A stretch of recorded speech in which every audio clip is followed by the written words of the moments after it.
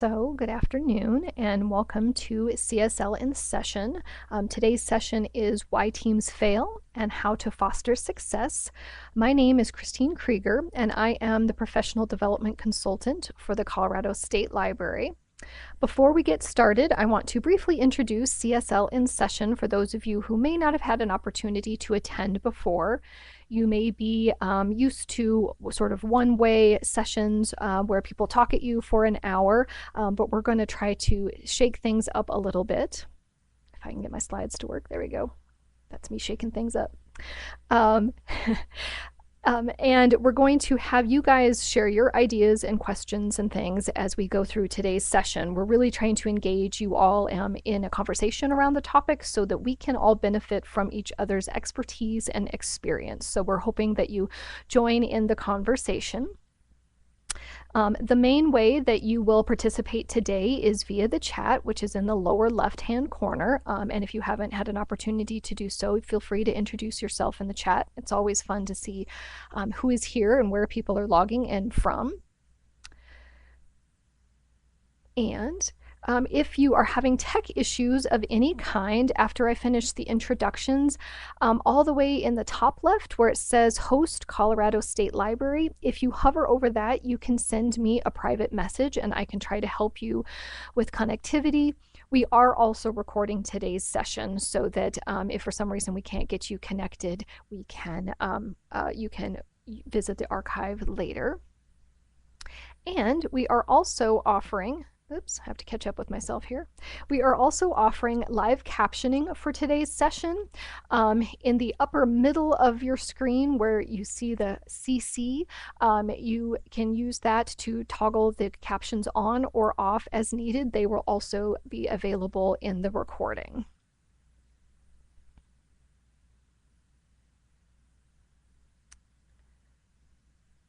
So now I am delighted to introduce our presenters for today. Tiffany Wick is the Associate Director of Library Services and the Electronic Resources and Serials Librarian for Western Colorado University.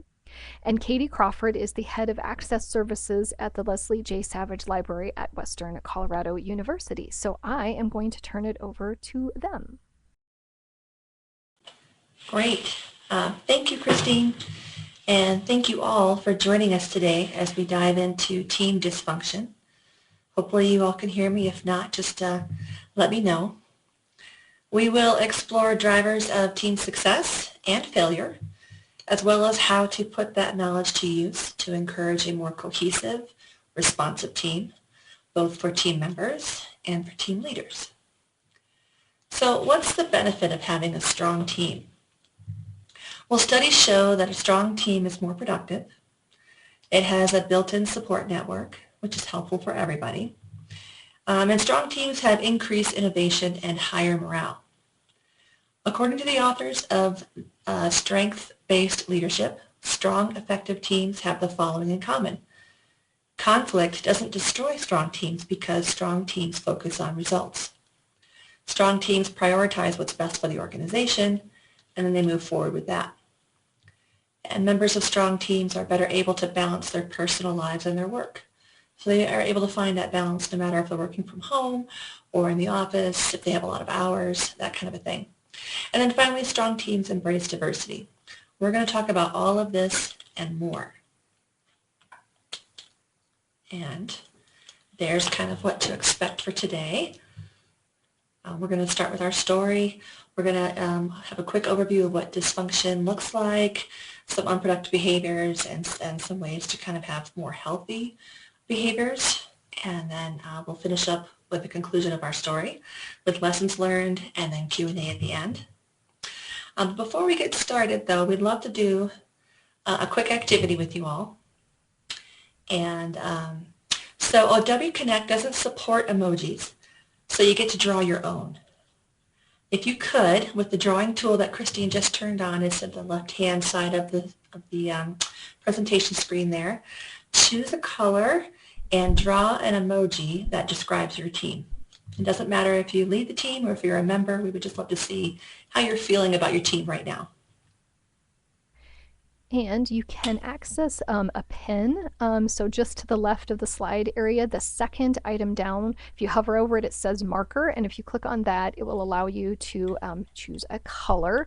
If you click on color, you can choose any color in the rainbow, and then you can draw on the screen.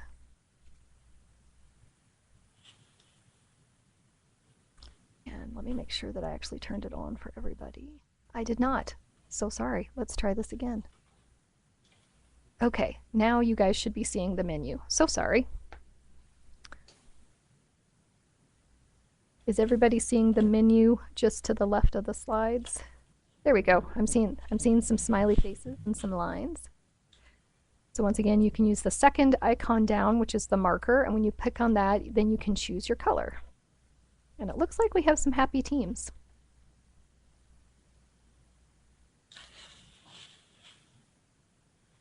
And maybe some perplexed teams.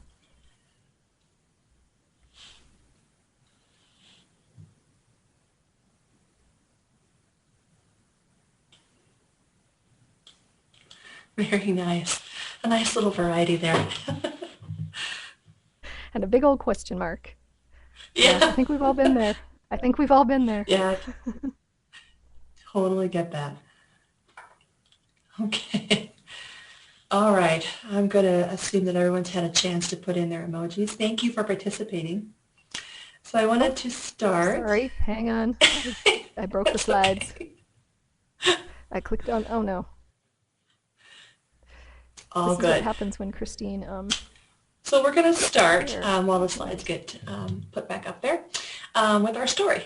So picture with me, if you will, a small team of public services staff together managing a crew of 24 part-time student employees. These are undergraduate employees. Everyone has other responsibilities like resource sharing, access services, reference, etc. But supervision is also a big part of their positions.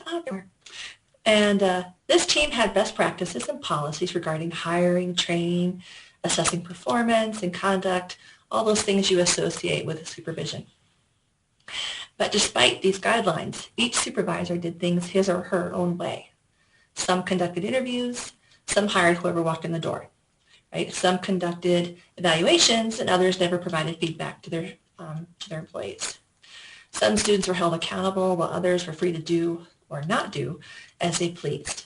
So the student team was confused, rightly so, and unhappy because each supervisor had a different set of rules and expectations. Student-employee job knowledge was inconsistent and sometimes just plain lacking. The rest of the library staff complained about their unpredictable performance and lack of initiative. That's not to imply that all of our student staff were terrible, because that was really not the case at all. However, those with great work ethic quickly became resentful of their coworkers who were getting away with doing nothing. So as you can imagine, this team did not have great employee satisfaction or retention. Supervisors were frustrated, and turnover was high there too. The supervisory team was broken, and everyone was suffering because of it. So this failure, this obvious dysfunction, gave rise to research, some trial and error, and some success that we want to share with you today. So let's see. Yep, there we go. So today we are going to build on Patrick Lencioni's model to explain and address common dysfunctional team behaviors. Lencioni's model lays out 5 dysfunctions. That's a lack of trust, a lack of conflict, a lack of commitment, a lack of accountability, and finally, inattention to results. And each of these prevent team success, and it's modeled in order of importance, with each one building on the last. We'll take each step, break it down, and offer tips to mitigate some of the damage, hopefully fostering a more successful, productive team environment.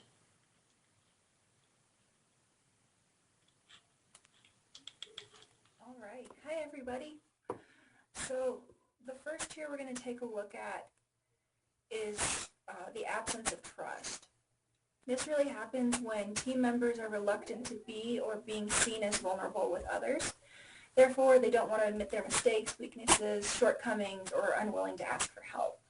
All of these actions take a lot of vulnerability on the employee's part, which can be pretty scary. But for them to feel comfortable and confident enough to be vulnerable, they have to first have trust.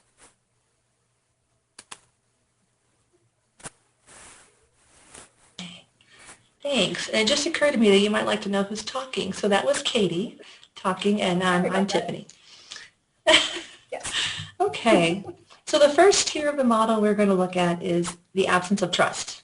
An absence of trust happens. Oh, I'm just sorry. Sorry. Let me back up there. So trust is the foundation of Lencioni's model because it's foundational to any successful relationship, personal or professional. And when it's broken, it can be really hard to repair.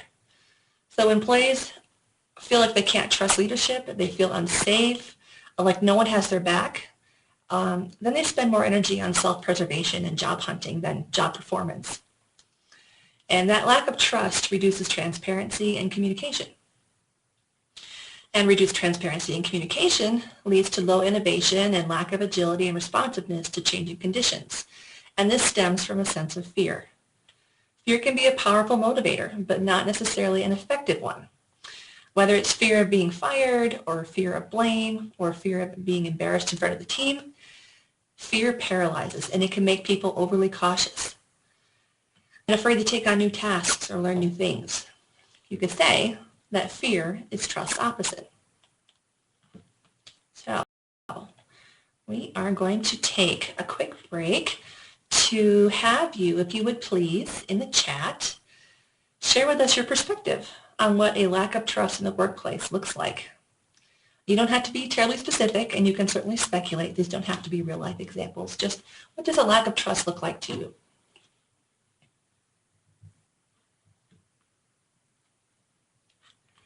And while you are adding your perspectives, I'm going to share some examples that we have found and or experienced. Sometimes a lack of trust looks like doing the very bare minimum, right? If you're not invested, if you don't feel like you're supported, why would you bother doing more than you have to, right? Artificial silos with limited cooperation or collaboration. And kind of along with that is withholding information or feeling territorial, because if you don't feel secure in your job, I'm going to hang on to what I know so that you can't take it away from me, right? And then finally, from an employer or a leader standpoint, employees can't be trusted, right? They need to be monitored and prodded. So let's see what we have in the chat. Lack of innovation, yep. Avoidance. Silence, absolutely. Yeah, Division with little collaboration. Yeah, I like the silence. Well, I don't like the silence, but if people are unsure about, what they're allowed to say and not say, are you allowed to provide critical feedback and that kind of thing, I think that people are pretty much hitting the nail on the head here. So.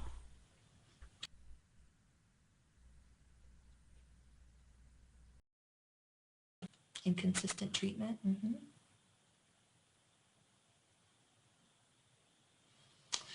Yeah. We were just talking about that. Policies that aren't enforced across the board. That's a good one. Okay. Thank you for your perspective. That's really great.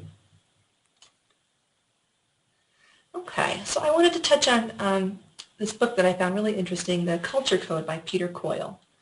In his book, he discusses studies that he conducted with diverse groups, from grade school children to high-powered professionals. The goal in his study was for each group of 4 people to build the tallest structure, all with the same materials. And he found that the kindergartners consistently beat out CEOs, business students, and lawyers. Why? They weren't worried, and the kindergartners, weren't worried about hurting each other's feelings or about strategy. They simply worked toward a common goal, and they weren't afraid to trust. So how does one go about building trust or rebuilding that trust? Katie's going to show us how.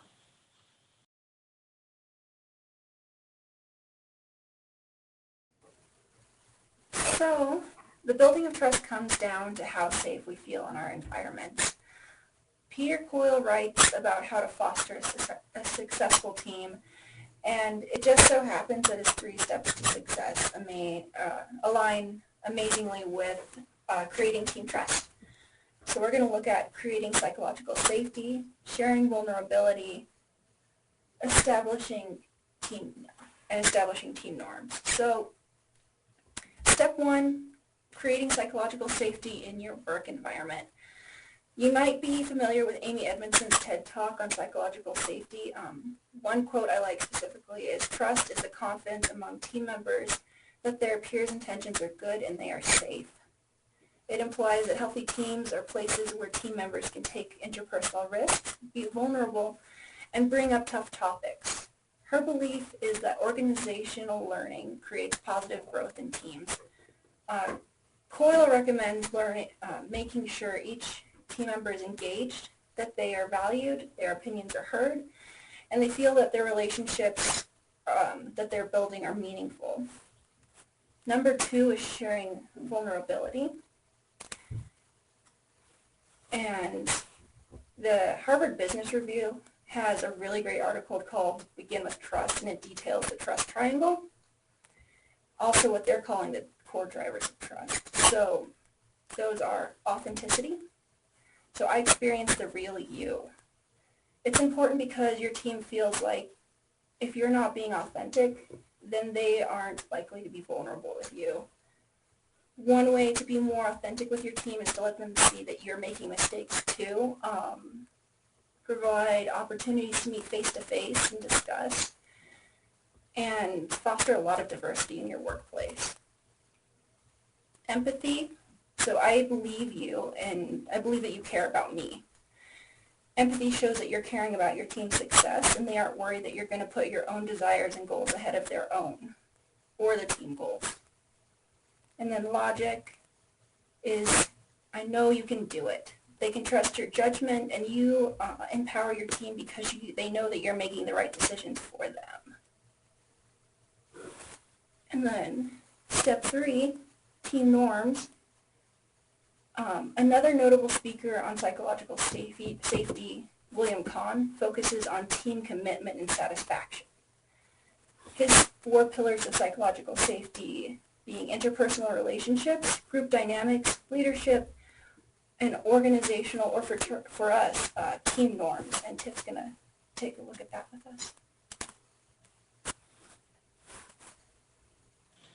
Okay, so a 2017 Google study called Project Aristotle, and it's a great study, found psychological safety to be one of the most important norms for teams to adopt. But there are countless others to consider as well. And so we are going to highlight a few norms that may benefit your team that you could consider. The first one is meaning. How does your team derive meaning? Right?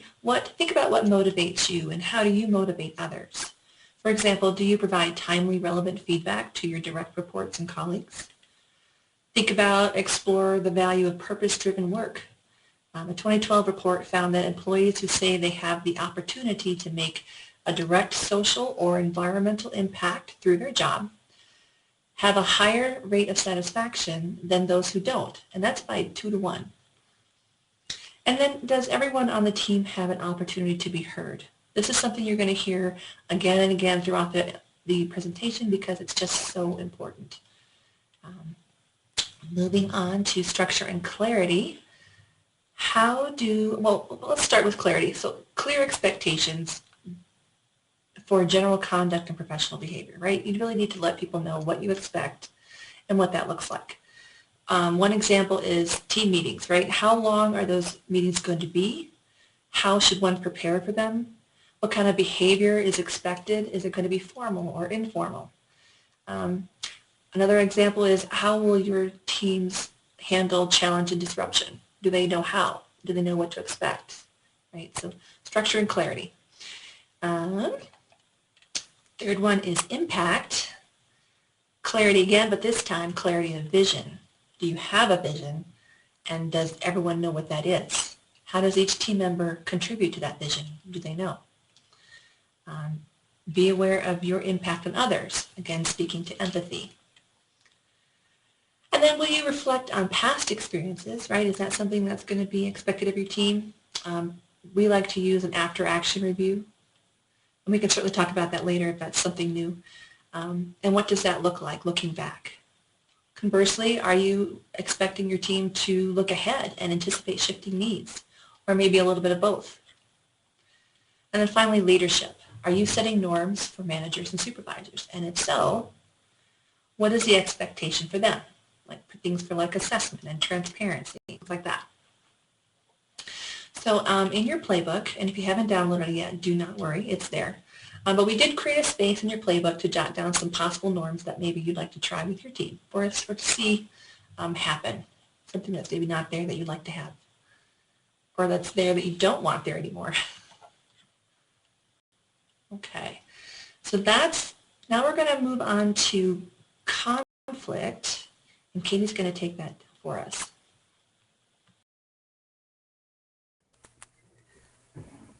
No one likes or enjoys conflict. I certainly do not.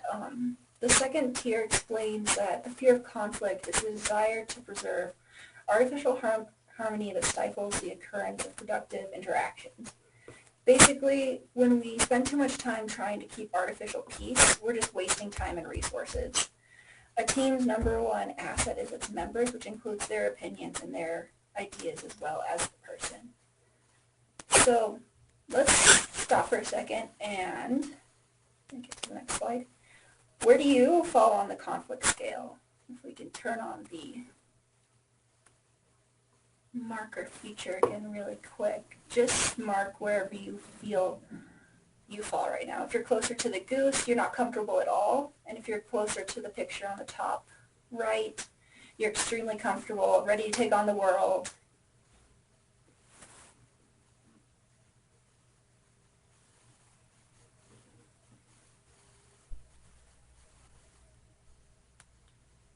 Ooh, somebody found the shapes. Nice. I love it.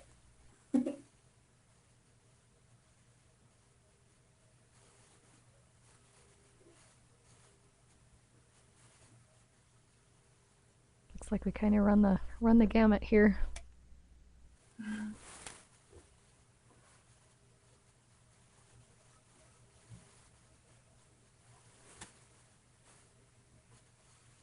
So that looks great. Nice. It does, and conflict is tricky. It is. Let's see what happens when we allow our teams to be conflict avoidant. Yes, we are going to move into unhealthy conflict behaviors. Okay. All right. So some unproductive responses to conflict. Of course, these can range widely, but I have a few common behaviors here that maybe you've experienced or seen. We have avoidance, accommodation, passivity, and aggression. Avoidance, that's kind of like you're just ignoring that there's anything going on, or you withdraw from the person or situation. Accommodation is giving in, or like a sense of submission. You're just going to agree with whatever because get me out of here. Passivity, it's a sense of inactivity or denial that there's any kind of tension or that there's any kind of conflict going on. And then kind of the outlier here with our angry goose, maybe not so angry. Anyway, they defend their own position, right? Sometimes disrespectfully. So you can kind of characterize these four, right? All four, absolutely. You can kind of characterize these as giving in or digging in, just to kind of make it a little easier to think about. Okay, so we have labeled some behaviors, but what do those look like? So I have some examples here, and they probably will sound familiar. The first is feeling unsafe to express dissent or frustration, which will obviously increase stress and resentment with the team member or the team in general. There's the meeting after the meeting, right? When something hasn't been discussed in the group setting and instead is taken offline, where that person is having a one-on-one meeting with the team leader or the team member, maybe because of a sense of fear or being unwilling to present a differing opinion. And then there's the unfair and inefficient workarounds to avoid dealing with an unproductive team member. Right, so that's a little bit of avoidance there. Withholding constructive feedback, maybe again out of fear, maybe out of resentment, right? You don't deserve it, I think. Failure to prioritize or compromise, which results in overwhelming workloads. Yeah. I think that one speaks for itself. And then finally, resource dilution, where you're spreading your people or your money or what have you over too many projects so that nothing really gets traction.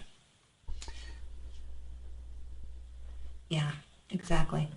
All of these behaviors, all of these examples, it kind of leads to conflict debt. I'm going to slide right there. Yes. So conflict debt is all of those contentious issues that need to be addressed so that you can move forward, but remain undiscussed, unresolved, which is a great recipe for festering frustration and resentment. So again, in your playbook, and you're welcome to jot things down in the chat as well. Can you think of an example where failure to work through a conflict productively held your team back? Right? So there's a space for that in your playbook, but you are absolutely welcome to chat about that as well. And maybe this is a good spot to take questions too.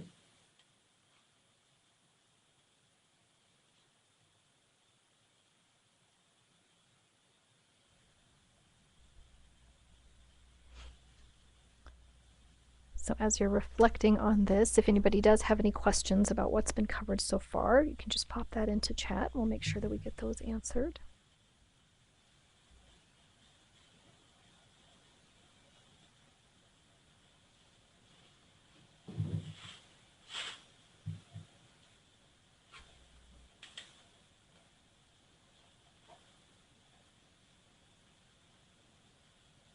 I liked your response, Christine, that it can make it hard to do your job and sometimes you don't feel safe to share your expertise.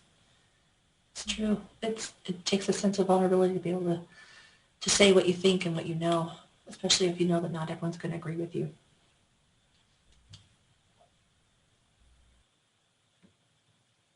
Okay. So we have another activity for you because we like drawing. So creativity break. This time, you get to choose a color that represents conflict. When you think about conflict, what color is it, right? So you can just use that drawing tool on the left there. Shapes, swipes, whatever you want to do, just to indicate what color conflict is.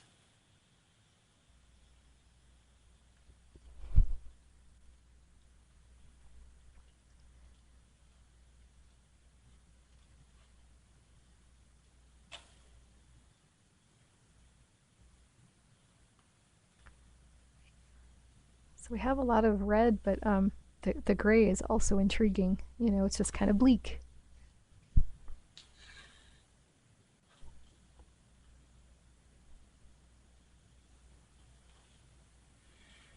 Wow, I do see a lot of red. I would love if you would just put maybe a word or two to describe why you chose the color you chose.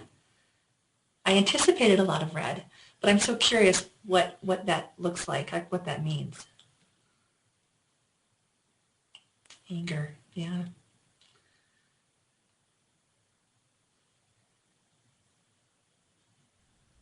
And frustration. Frustration. Mm-hmm.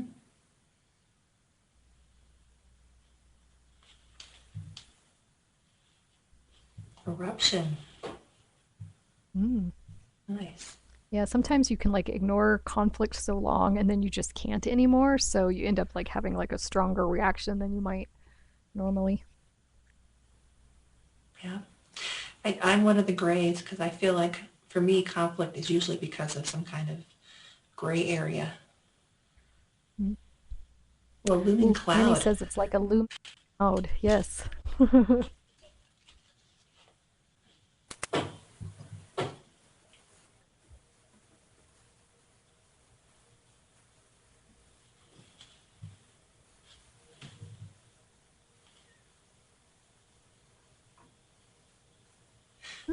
Organic. Okay. Green and organic. Yeah, conflict happens to everyone, so that I agree with. And yeah, heavy, but there's potential there. I like that.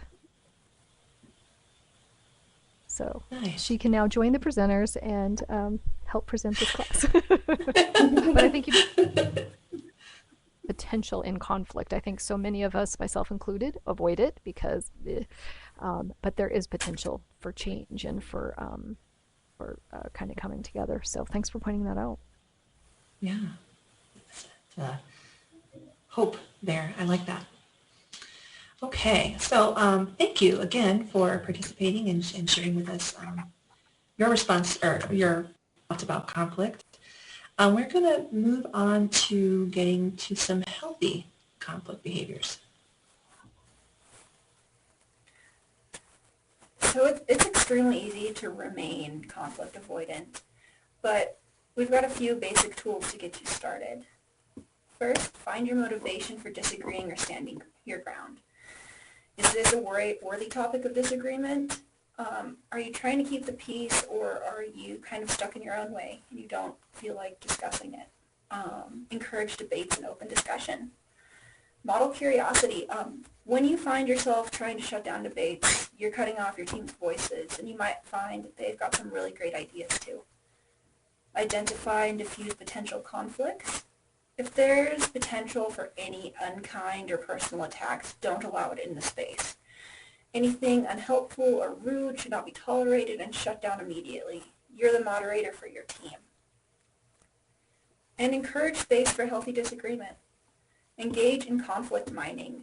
Be aware of the moments where you and your team might be trying to bury tough topics. So don't be afraid to explore the reason why. Dig a little bit deeper and disrupt that familiar pattern. Some tools to help mitigate conflict avoidance, because it's really difficult to get out of that. Use and statements. So express your differing opinions with and statements. It makes it a little bit easier to transition into that discussion area. Use hypotheticals, and then be grounded in purpose. What do you want to accomplish? Use that to promote brainstorming with your team. The best way to manage conflict is by giving your team the tools to handle it themselves. So with healthy conflict, we're striving to encourage our teams to voice thoughts that challenge opinions, have moderated discussions, and encourage differences. The disagreement sparked by differences in perspective, access to information, and experiences within a team actually generate much of the value that comes from collaboration. How do we have that healthy conflict? I recommend having your own guideline to follow that is specific to your own team. Come up with strategies that you find work for all the wonderful and unique personalities in your group. Don't be afraid to personalize, because generalizing really won't work. This is where emotional intelligence comes into play. Daniel Goleman is the author of Emotional Intelligence, and he describes the idea of EI, or EQ, as the capacity to be aware of, control, and express one's emotions while being able to handle interpersonal relationships empathetically. He outlines the 5 key elements of emotional intelligence as self-awareness, self-regulation, motivation, empathy, and social skills. They're also a great guideline to use for conflict. So self-awareness. Are you aware of your own faults and how you're working to fix them? Self-regulation is, how do you control and manage yourself and your emotions, inner resources, and abilities? How easily are you getting frustrated and lashing out, or feel that you're being passive-aggressive? Motivation. What's your motivation for yourself and your team to succeed? And are you looking out for the success of your team members as well? Empathy is outwardly driven. It's how we react to others. Are you taking into consideration the other person's feelings and why they might be reacting or acting in a certain way? And social skills. Social skills are inwardly driven, and they focus on how to interact and leverage others to reach goals. If you find that yourself or your members of your team have trouble with emotional intelligence, fear not. We all have some sort of base EQ, and it can be improved upon. Some resources that we have for you to work on developing EQ. We've got a couple in your playbook that are available. One is a short free test from Mind Tools that helps you to determine your emotional intelligence and offers a couple resources to improve on it. You can teach mindfulness or practice it. Personally, we do a mindfulness / body language kind of team meeting once every academic year, and it's been pretty successful because we teach the Wonder Woman pose, and who doesn't love a nice Wonder Woman pose. And lastly, you can implement a SWOT analysis and then ask for feedback from your peers. Does anybody have any questions?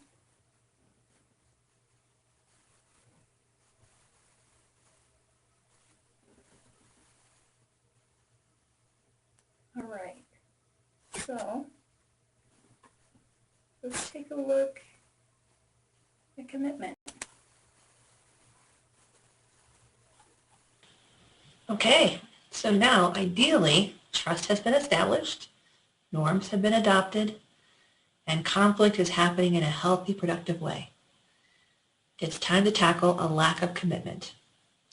And to get to commitment, teams need to invest in and execute decisions despite any initial disagreement.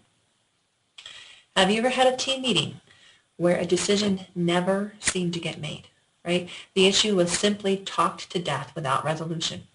Or a decision was made, but you or maybe several of you agreed to whatever just to have some sort of decision. How committed to that outcome were you? When people don't have an opportunity to feel safe or to share their opinion or don't feel as though they've been listened to, they will not get on board. They will not commit to X, Y, or Z. So I'm going to share with you some common barriers to commitment and what those look like. The first one is ambiguity or indecision. And this is actually both a symptom of and a barrier to a lack of commitment, right? Other barriers are a craving for consensus and the need for certainty. So how can we encourage commitment? Well, we need to overcome those barriers with clarity and buy-in. For clarity, team members need to be crystal clear on what's been agreed upon and what actions each member will take. When decisions are made, check for understanding and alignment, and not enlightenment, although that would be nice, alignment. Review those decisions, those action items, to make sure that everyone heard the same thing and is taking the agreed upon action. And instead of consensus, encourage buy-in. Not everyone needs to agree. They do need to commit. Most reasonable people just need to be heard, to know that their input has been respectfully listened to and genuinely considered. When everyone on the team has an opportunity to share their ideas and concerns safely, right, that encourages buy-in, not consensus and not submission. And we need to address that desire for certainty. Don't fall prey to analysis paralysis. A decision is better than no decision. There will likely never be enough data for true certainty. And if that decision isn't working out as you'd hoped, just be willing to pivot in a new direction. Think agility over certainty. Also, no waffling. Regardless of that initial opinion, as long as everyone has been heard and all those ideas considered, then everyone needs to commit to the whatever decision, goal, what have you, has been made. Lencioni calls this disagree and commit, right? You've all had a chance to have your say, and now we're going to go with X. And if you have commitment phobes, try practicing commitment using low-risk situations. Maybe something as simple as changing up the brand of coffee you all drink. I'm kind of kidding here, but I think you get the idea, right? Really low risk, and then you can start building it up.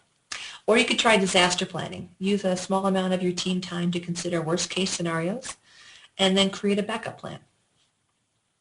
And then finally, remind yourself and each other that it's okay to fail, especially when we're failing forward.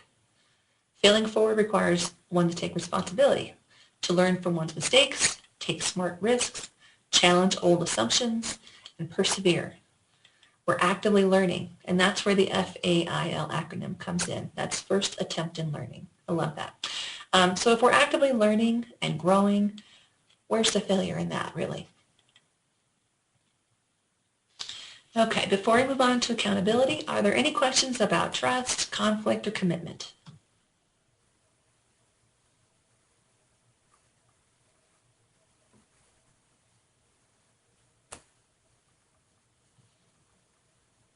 no, we must be doing an excellent job. Hey, handing it off to Katie. All right. Avoidance of accountability really breaks down into the not calling out of team members on performance or behaviors that might hurt the team, and being uncomfortable with interpersonal discomfort and holding each other accountable or correcting in the moment. This leads to acceptance of poor performance, wasted time and effort, and discomfort among team members. The way we go about fixing that is making sure that everybody is comfortable with interpersonal discomfort. So fall back on psychological safety. Your team should be be confident with interpersonal discomfort because they know that they're in a safe environment. Correcting behavior in the moment should no longer be an issue. It should become nature to help and teach better habits or behaviors automatically. Your team knows that you and your teammates will not let them fail. Frame correction as a learning opportunity. I believe that our team meetings and challenges are great equalizers. They promote vulnerability and they give everyone a chance to ask questions in a safe environment. Learning is essential to improving performance. And that shared knowledge that we get to in those team meetings is a large part of creating conditions of trust, because you got to fall back on that and allow the teams to bring their unique perspectives and experiences. Have clear objectives. Make sure that everyone's on the same page. Be concrete in your team norms and decisions. Have progress reviews and evaluations. Check in with your team and make sure that they're comfortable in what they're doing. Reward your team. Celebrate their wins and their growth. They're important and they should be recognized because they're awesome. And if your team doesn't feel like they're being held accountable, they put their own needs ahead of team goals, which leads directly to our final tier, which is inattention to results.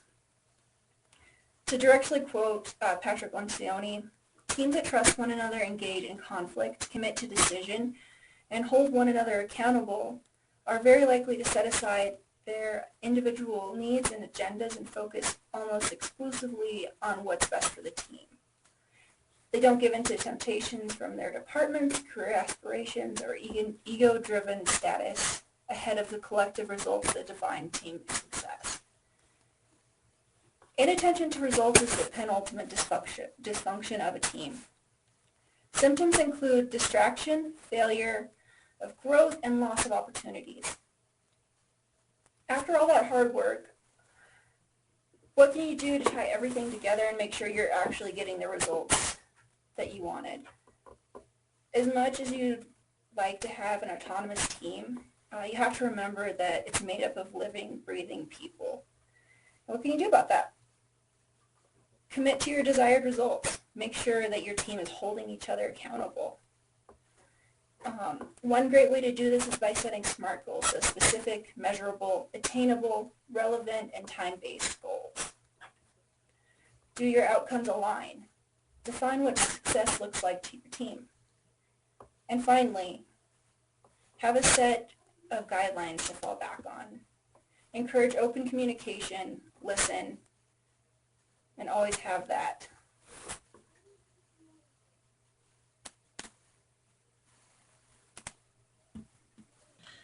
Okay, thanks, Katie.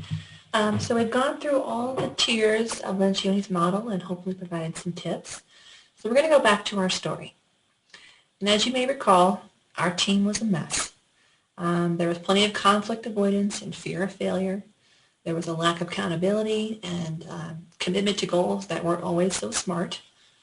Student employees were given conflicting information and inconsistent training, and no one was set up to succeed. So what do we do about that?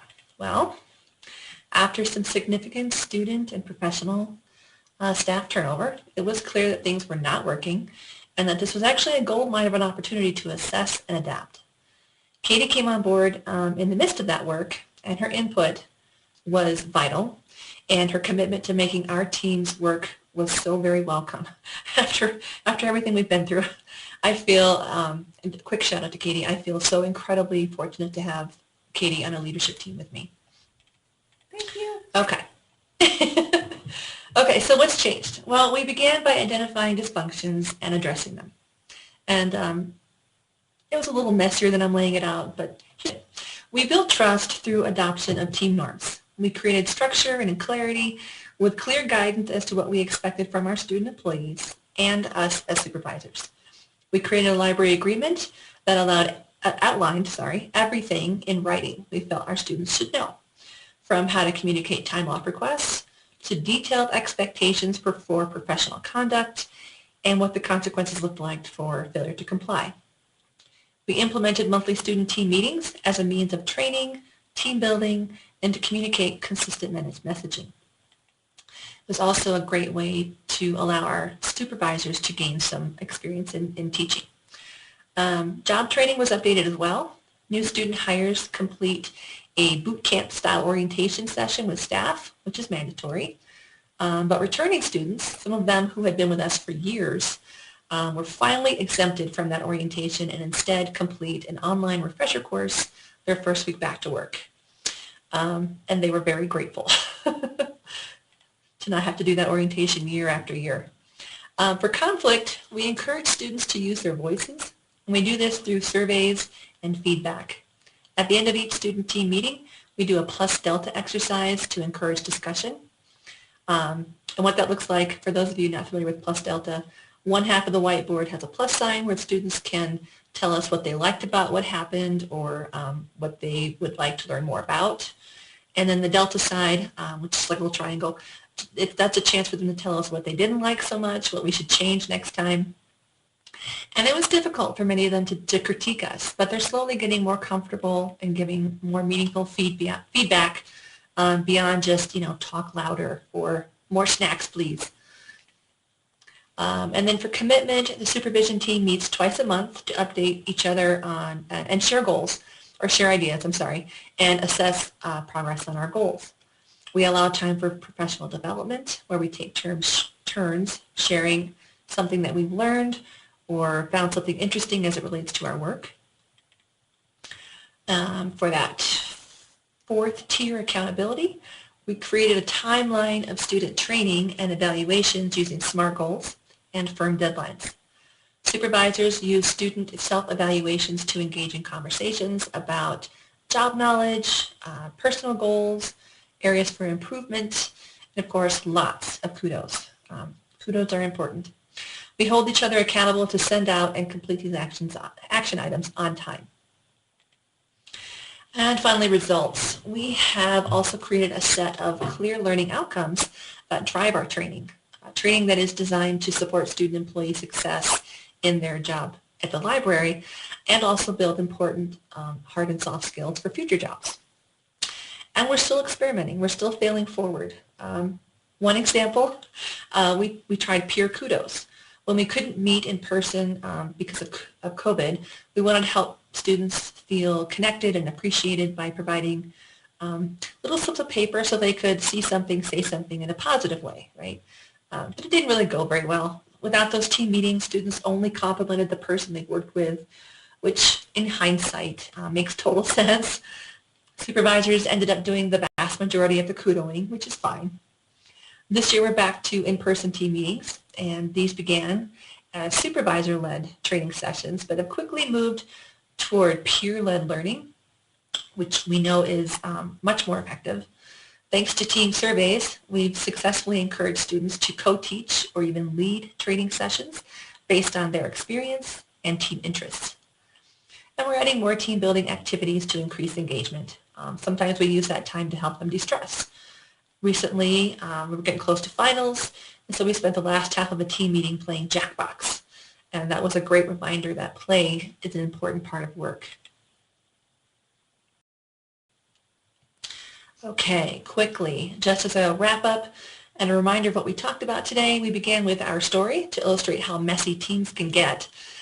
We defined team dysfunction and took a look at the 5 common causes, thanks to Patrick Lencioni, of team dysfunction, and we included some symptoms and hopefully some solutions. such as ensuring psychological safety to build trust, making sure everyone on the team has a voice that they aren't afraid to use and use respectfully. Clarity, of course, holding each other accountable, and then engaging in some SMART goals and other ways to ensure results. And finally, we concluded with our story and lessons learned as we worked to rebuild our team from the ground up, basically. So, kind of want to end this with, if you're game, our scatter plot. How are you feeling now about conflict? Are you up there with arms open, you're ready to embrace conflict? Or are you down with the angry goose that's chasing you? How are you feeling?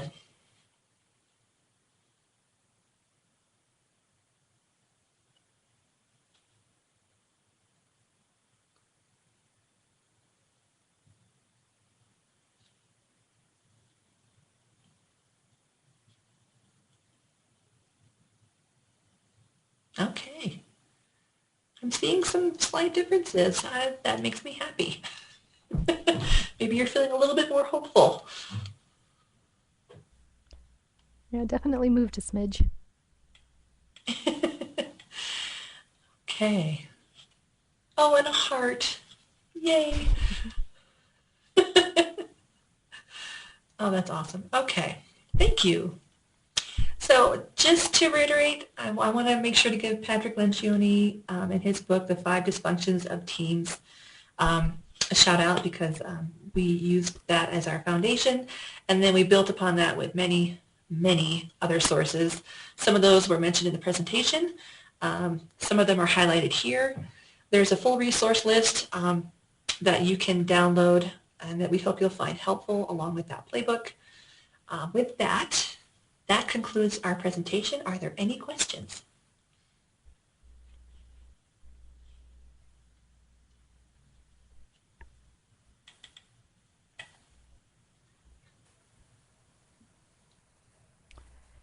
So if anybody has any questions, please feel free to pop them into the chat. I also wanted to point out that we do have a survey that we would love to have you guys take. Let us know. Once again, we talked about feedback, getting feedback, what you liked about today's session, and what you didn't, what you kind of hoped for. And then in just a second, I'm also going to type my email address in the chat in case anybody needs a certificate of attendance. So you should be able to just click when I type it in and shoot me an email asking for that. But do feel free to put your your questions in the chat. And then all of the resources and handouts, a copy of the slides will be available on the Libraries Learn website, which is on the slide, and I'll pop that into the chat as well. And our next CSL in session is going to be on Tuesday, January 25th, once again at noon Colorado time, when we are going to discuss creating professional development paths for non-degreed librarians. So we hope you can join us for that.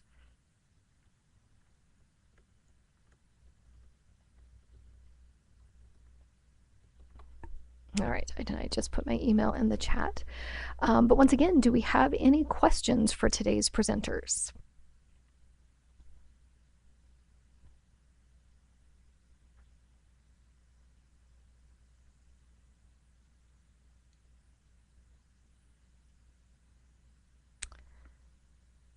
All right, we've got a couple people saying it was a great presentation. So I also want to extend my thanks to both Tiffany and Katie for doing a CSL in session for us and providing such great information. So a round of applause to them, and also for those of you who attended today. I know as we get closer to the holiday season, it's kind of harder to find time to log into the webinars and stuff. So we really appreciate you all joining us today. Very much so. Thank you. Thank you so much. All right. Yes, I agree, Judy. A lot of great information and insight. So, as I said, the resources will be there for you guys to comb through at your leisure. So I think with that, we will wish everybody a great afternoon. If you happen to be from Colorado, it might be earlier or later, wherever you are. And